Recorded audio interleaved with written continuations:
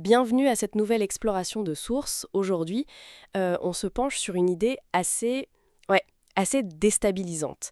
Elle vient d'un commentaire sur les écrits de Bediüzzaman Said Nursi.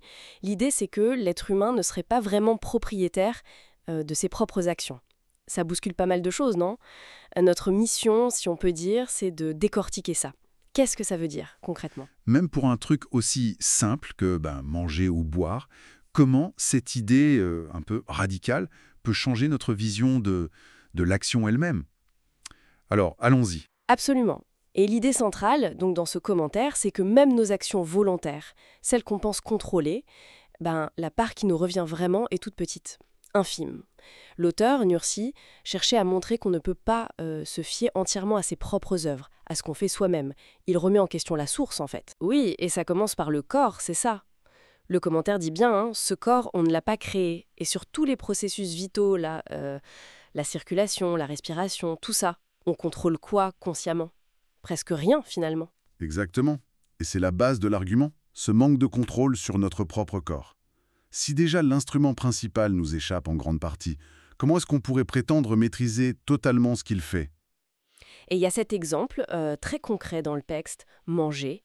Au moment où on avale, hop, tout un tas de mécanismes hyper complexes se mettent en route, sans qu'on y pense. Le voile du palais qui bloque le nez, la respiration qui s'arrête un instant, l'épiglotte qui protège les poumons. C'est fou, cette coordination. Et nous, notre part consciente là-dedans, c'est juste l'impulsion de départ, le j'avale. C'est exactement ça. Et cette limite, dans un acte aussi banal, ça illustre le point philosophique. Si même pour manger, notre rôle conscient est si petit par rapport à tout ce qui se passe, comment on pourrait revendiquer la propriété totale d'actions plus complexes? Ou même de nos qualités morales, nos perfections, comme dit le texte. Ah oui, d'accord. Donc l'exemple de la déglutition, c'est pas juste pour l'anecdote biologique. C'est un tremplin pour dire regardez comme votre contribution réelle est limitée, même là. Tout à fait. L'objectif derrière, c'est assez clair dans le commentaire, c'est de combattre l'orgueil. Cette tendance qu'on a à s'attribuer tout le mérite de nos succès, de nos qualités. En montrant notre contrôle limité, même pour manger, l'auteur veut nous ramener à plus d'humilité, en quelque sorte. Et ça mène aux questions rhétoriques du texte, j'imagine. Du genre, la langue qui parle, elle est vraiment à nous. L'œil qui voit, l'intelligence qui comprend. Si ces outils de base, on ne les a pas faits, comment le résultat pourrait nous appartenir entièrement? C'est ça la logique. Oui, c'est une façon de dire que l'humain est peut-être moins une source qu'un lieu où les choses se manifestent. Un miroir qui renvoie la lumière mais ne la crée pas.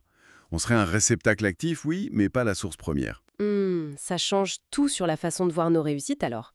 Si on suit cette idée, nos bonnes actions, par exemple, ce ne seraient pas vraiment les nôtres, mais plutôt... Des cadeaux, c'est ça. C'est une implication, oui. Le commentaire parle de bienfaits divins, des faveurs reçues. Et face à un cadeau, la réaction naturelle, ce n'est pas l'orgueil, mais plutôt la gratitude, la reconnaissance envers la source. Ça déplace le focus de soi vers autre chose, vers l'extérieur, disons. Bon, alors si on essaye de résumer un peu tout ça, le point clé de ces écrits, ce serait cette remise en question assez radicale de notre sentiment d'être l'agent, le maître de nos actions. Notre contrôle serait bien plus limité qu'on ne le croit, et ça invite à beaucoup d'humilité finalement. Exactement. Et ça laisse une question intéressante pour la réflexion, non? Si nos actions ne nous appartiennent pas comme on l'entend d'habitude, qu'est-ce que ça change pour notre compréhension de la responsabilité, du libre arbitre, ou même de la notion de mérite? C'est une piste à creuser, je pense.